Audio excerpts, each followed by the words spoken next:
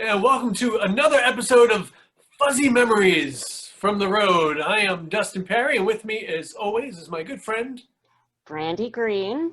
little Miss Brandy Green, indeed. And today we're going to go back to the Philippines for an episode that was called The Unknown Soldiers, was the GHI title for it.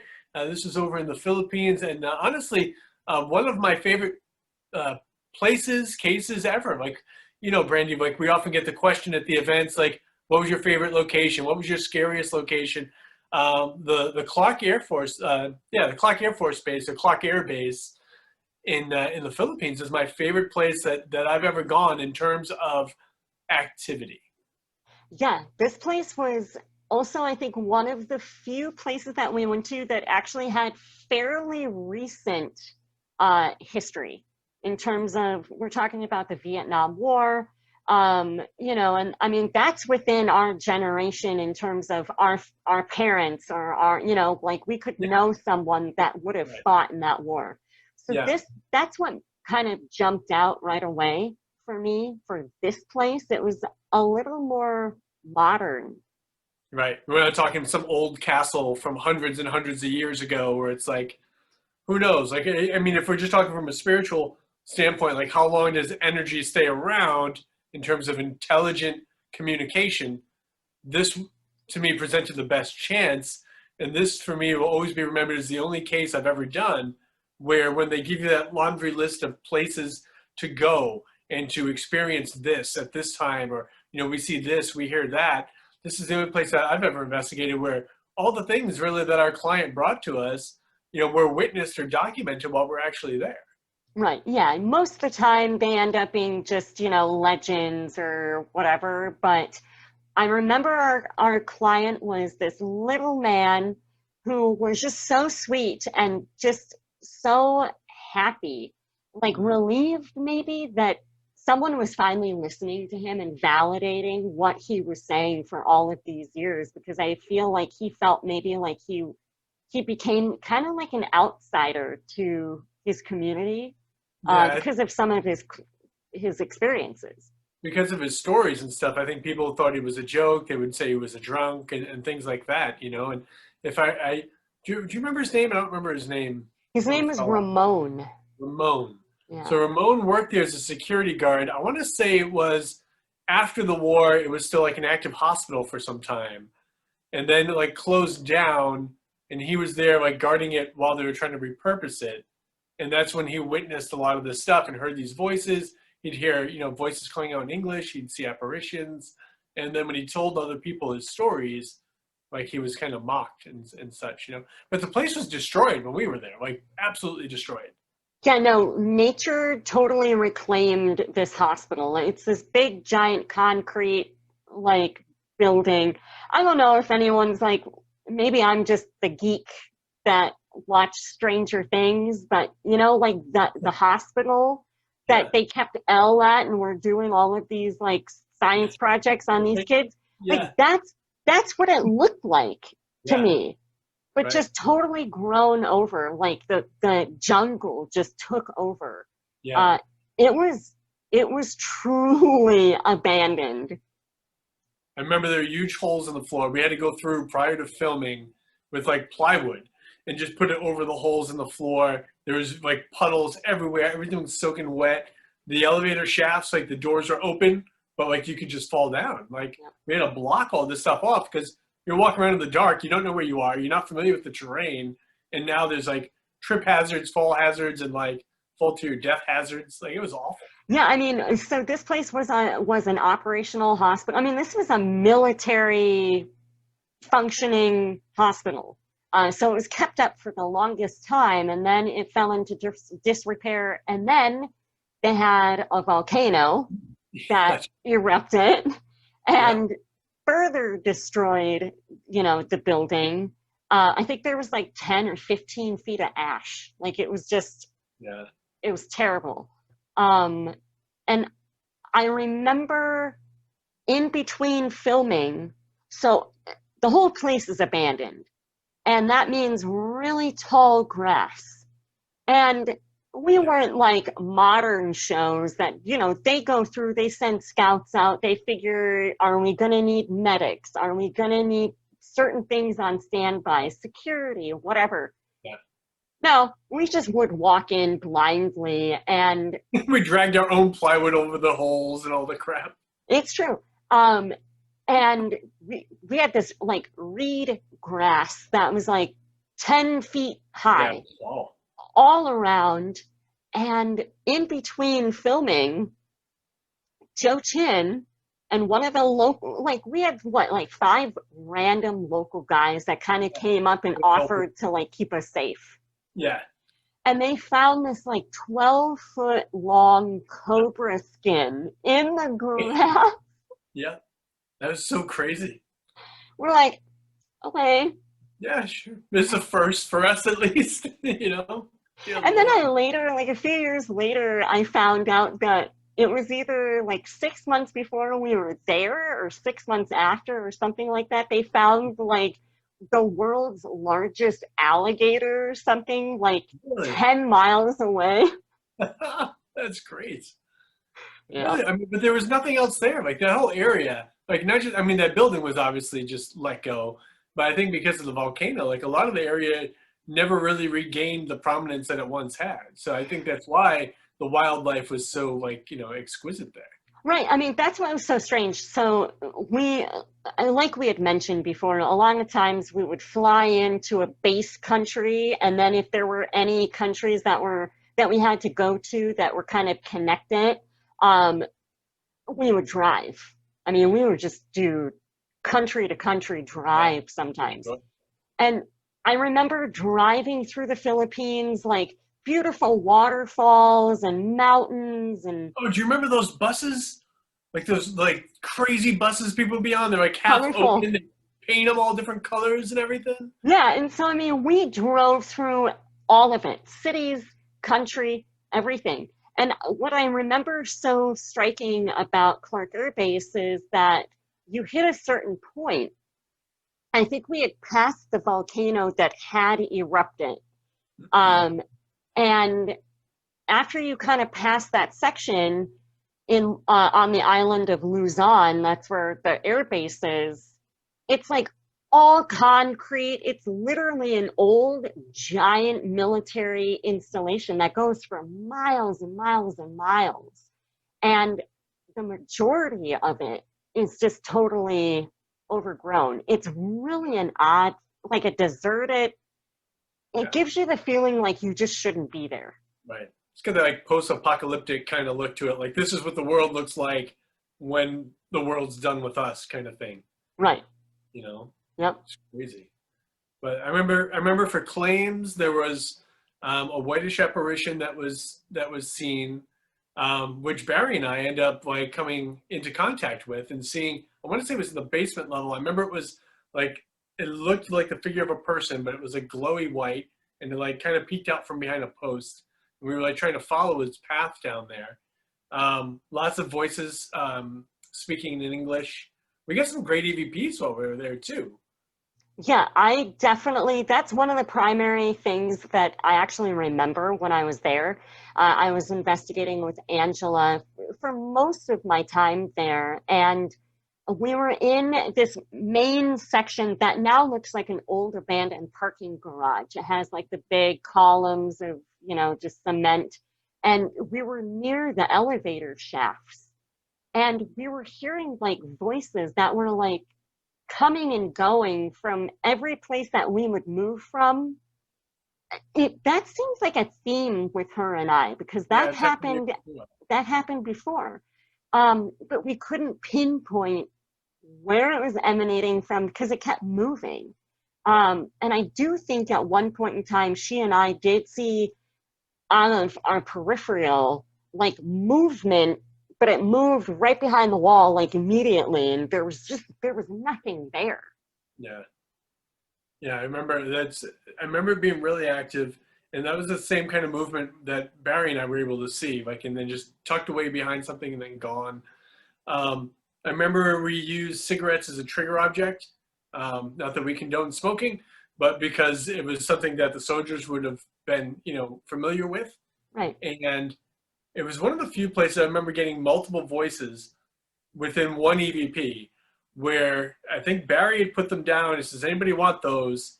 And one voice says, I'll take that. And another voice comes in just over the end of it and says, it's too late, which I thought was amazing because we have two different voices commenting on one thing going on, and obviously of intelligence where they knew what was being offered, Right. And I mean, I think that brings up a good point, because I've been asked this before, and I'm sure you've been asked it many times before too. Like, we don't know what happens after death, but I've been asked, are ghosts aware of other ghosts? Are spirits Right. aware of other spirits? Or do they all rest on just a slightly different level of existence? Whatever. Yeah. But clearly, to me, that would indicate that there is a cognition among one another and they can interact. Right. Yeah. Or it could have been extremely coincidental that both their comments are okay, standalone. But I think you're right. I think they were kind of chiming in on the same thing. I think they were aware of each other there, and Right. I thought it was a great example of that for sure. And I think I remember. I think the big one that stuck out with me, and I don't know how to explain to people that, yes, I am still skeptical, but I admit there were a lot of very odd things that I've experienced in my life, especially on GHI. mm-hmm. And the one that sticks out to me that I can't explain is that voice that someone captured on EVP asking who won. Right, that was in response to, I think someone was asking about the war or talking about the war, about the Vietnam War, and that was the response. And yeah, it was very, it was clear, but it was very kind of poignant too, because it's like, there's a lot of sadness associated with that. The Vietnam conflict and Vietnam War as it was caused a lot of controversy, and there's a lot of questions about sides and what was right and what was wrong. And for a soldier or someone who passed on, presumably a soldier there, to have still be questioning, they were so dedicated to what was going on. Like, who won? Like, how did this end? Right. That was really sad. That they're spending their eternity sort of stuck in that moment. Yeah. That's I don't know. For me, maybe they're not stuck in it, but we were bringing it up, so.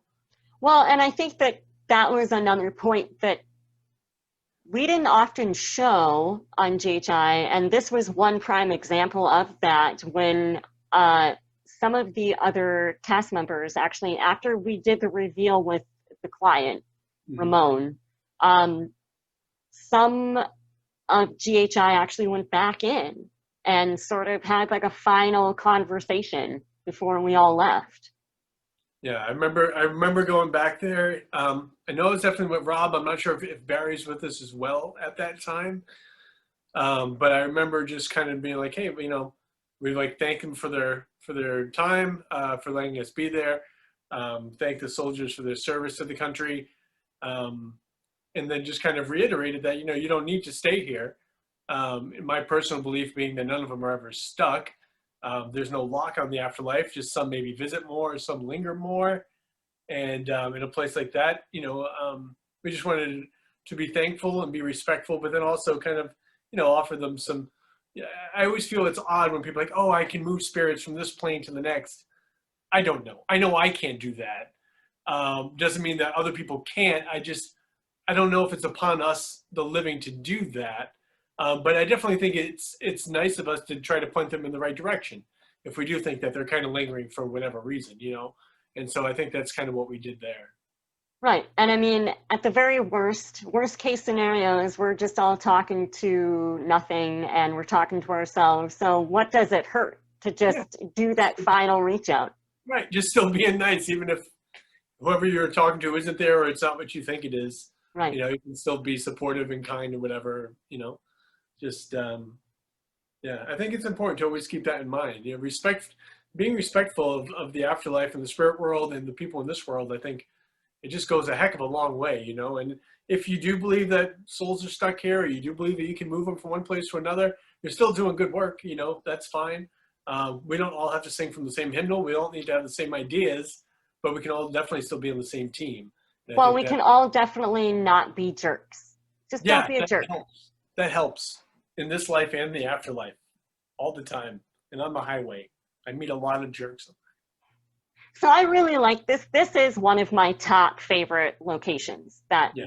I've ever been to, ever. Not just because we had a lot of really strange things going on, just because of the history. And like I said, it was one of the more modern places I think we've ever done. And it was these poor kids, they were being drafted into a war they didn't either want to be a part of or they didn't understand. Some of them were like 17 years old, you know? I mean, so yeah, this one kind of, I think, pulls at your heartstring a little more than the ones that are 1,000 years old and, so kind of removed from the modern timeline. What was the client's name again? I keep forgetting. Ramon. Ramon. It was Ramon. I should have trusted myself, but it usually leads me in the wrong direction, but maybe not all the time.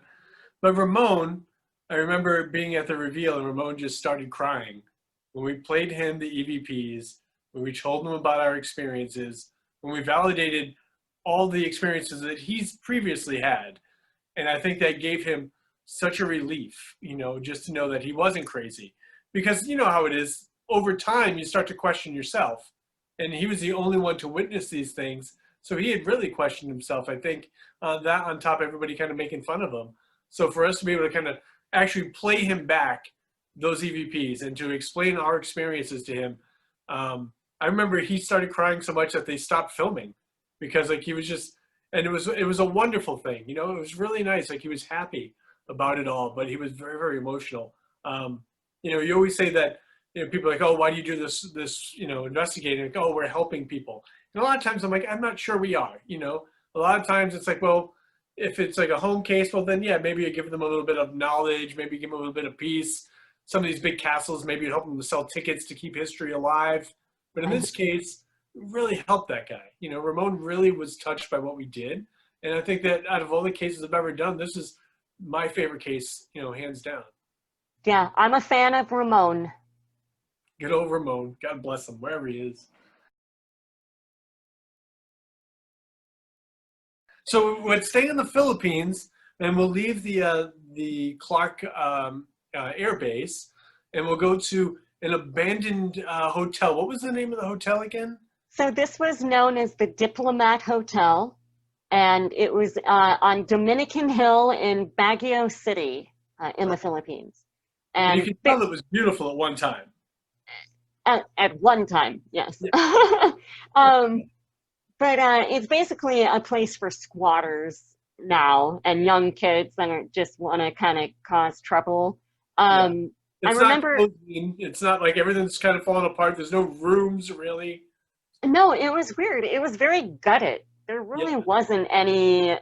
I I do vaguely remember going over things with our director before we kind of started filming, and he's like, "Yeah, back in this room," and he called like different sections, different names. I'm like, it's just one empty shell. Like, what are you Right. talking about? There's like 3/4 of a wall here, a doorway there. But yeah, there was nothing. I remember there were fountains inside. Am I Yeah. making Yeah. that up? No. There was remnants of fountains and columns. I Yeah. remember seeing columns, but yeah, no real structures. Like there were no. I don't remember sinks or any of that kind of stuff. Like there No. were no beds. It was all just empty. It was a shell Right. of an hotel. So I remember it was originally built for the Dominican order, which was a group of monks or priests or something. That's why it's called Dominican Hill. And it was like a monastery or something for a while. I think it turned into a convent. Then it, like the Japanese hit out there during the war. So I mean, it kind of changed hands a lot. I remember. I think you're right. It was a hotel at one point, but I Yeah. remember the story of the guy who he was a psychic healer, and he was like this Filipino like evangelist or something, Okay. and he bought the place and then ended up dying like of his own health problems, which was ironic because it's like you're a physical or a psychic healer. Right. You know those people that pretend to like put Like their get hand the in your humor out of you. stomach and Yeah. right, Yeah. it's all like fake. Yeah. It's all bacon grease and stuff. Right. And then he ends up dying as like a hemorrhage or something. Anyway, I just remember that story at this place. I don't remember that story, but it doesn't mean it didn't happen there. Because Lord knows I transpose stuff all the time. Um, I remember jumping spiders, like the size of your hand, the size of my hand. You have tiny hands, but Oh, giant jumping spiders across the place, and yep. like being really. I'm not a huge fan of spiders. I'm not like the Steve Gonzalez of the spider world, but I'm not like, I don't want them crawling on me and stuff, like if I have a choice. And these things were big and they would jump from place to place, which was like now they've got 8 legs and they're like super mobile. And it Yeah. was very frightening. Yeah, But I think they were called huntsman spiders, and they are their body with their legs like all combined, they're like as big as your face. yeah, it's And I remember at this place there were a couple underground chambers. oh jeez. And I remember it's like, who knows what's down in these chambers? I know, let's send the girls down there first. And So we so, had heard, all right, so claims of this place, people said they would see like shadowy figures moving around. And it happened that some of the locals started leaving food up there as kind of like a peace offering. And they would come back and the food would be gone. And they're like, the spirits are taking the food. And we had heard voices coming out of the ground, out of one of the chambers in the ground.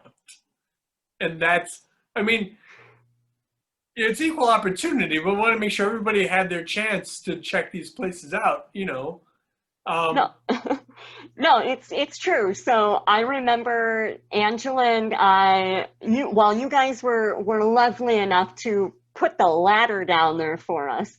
all right, time out. Before we put the ladder down, we did lower a camera on a tripod, on a monopod, down there first to see what it was down there before we just put the ladder down there for you.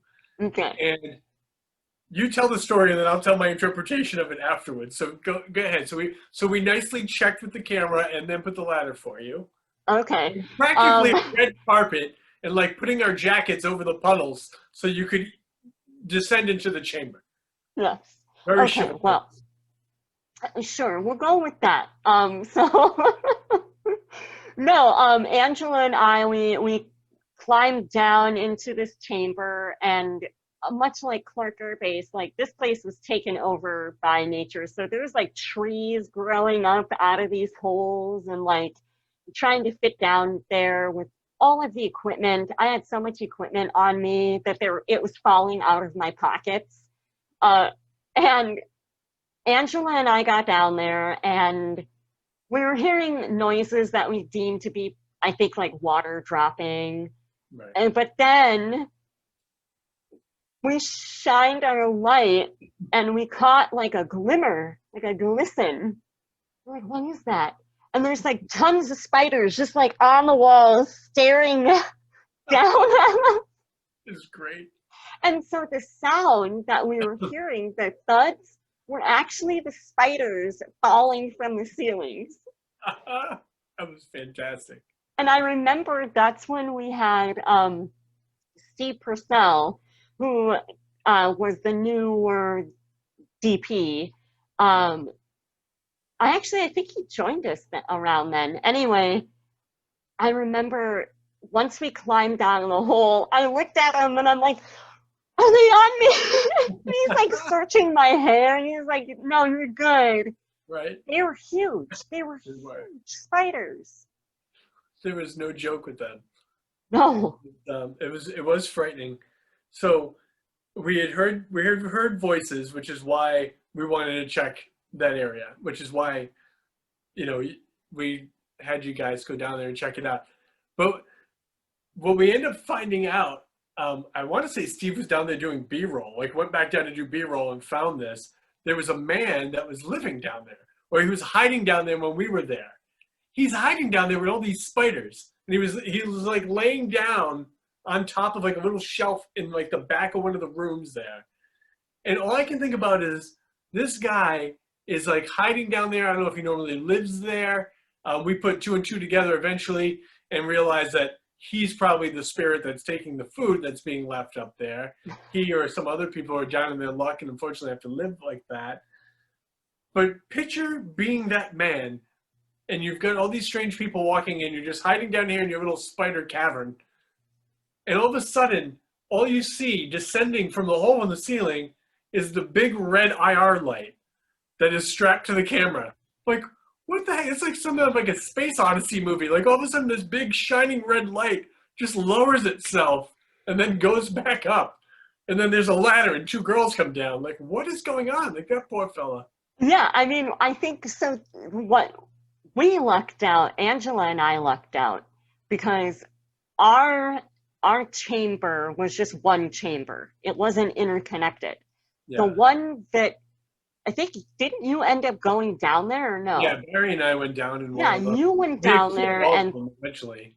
Right, and yeah, this Spider-Man lived down there, I think, because he had bottles of pee. Well, if you have to live in such a place, you don't want to just like sully the place up with urine. Like, you gotta. Well, you could climb up and out and like pee on a bush and then go back in. In the middle of the night, isn't it like a struggle just to get out of bed to go to the bathroom in your nice warm house? You want to like ascend. Like, he didn't have a ladder. I don't even know how he got up and down. You want to climb one of the trees out of the spider holes so you can go pee out in the night air? No, you bring bottles with you, and then you empty them in the morning, maybe. So we investigated an old priest convent place that ended up, and we just found Spider-Man. Yeah, but we solved the mystery. Good job, Scooby. We found that there's a man that lives there that eats the food, and and I think to everyone's credit, we've run into, unfortunately, you've run into the homeless at a lot of these kind of abandoned places. And I remember there were some places where we would production would give them money to go somewhere so they could do something for the night. And then I remember often leaving like the craft service foods there for them too, so that they'd have something, knowing that people are going to return there. So that was one of the places where that happened too. Yeah, and I mean, look, homelessness is here in the U.S. too, but people have to realize we were going to third world countries where it is far more prevalent that you're homeless than actually have a home. Yeah, so really sad. Yeah, we saw a lot of that. Yeah, so it makes you very grateful and thankful for all the things that even when times are tough and you don't feel like you have a lot, you definitely don't have enough and you're struggling, it's still good to be thankful for what you do have. But we always try to leave a little something for those we could. And anybody that does investigating, it's always something to keep in mind too. A lot of the claims sometimes, these abandoned places, make sure that you have clearance to be there when you're investigating. But keep in mind, always look out for, for people that are down in their luck and living in such places. And some of them can be very nice. Some, unfortunately, can be dangerous. I've run into both over the years. So, but always just be kind. If you can help out, help out. But overall, I really enjoyed the Philippines quite a bit. I thought it was a fantastic location. It was warm, which was nice. And great clients, great cases. One was, pretty much, I think, a straight up not haunted at the hotel there. Right. And I think Clark Air Force Base or Clark Air Base was one of the few that were like, yeah, there's definitely a lot of activity here, And right. Such a great moment to help Ramon, though. Like, really, that might be the highlight of my GHI career, I think. Yeah, me too. I think so. Yeah. But what's the rest of our fuzzy episode memories? Because who knows? Remember, we could be remembering the whole dang thing wrong anyway. Probably. Probably. There was no Ramon. Good Lord. Well, thanks for watching another episode of Fuzzy Memory from the Road, which is still the title, if I remember correctly. And then we'll see y'all next time.